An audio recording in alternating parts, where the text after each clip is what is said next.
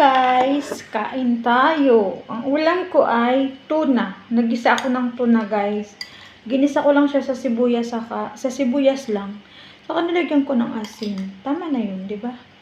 Pero parang ang dami ng kanin ko. Inubos ko sa yung kanin na tira ng driver kasi masisira lang naman to. Sarap niya, guys.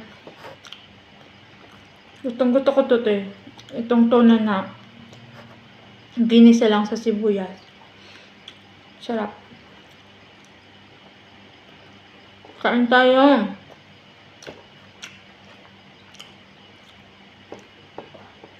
Mag-alas 6 na dito ng hapon. Kanina nagtinapay lang ko ng alas 11. Tapos ito yung sunod kong kain.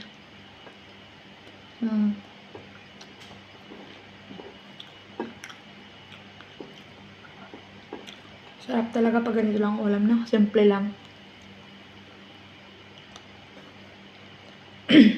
Kain tayo, guys.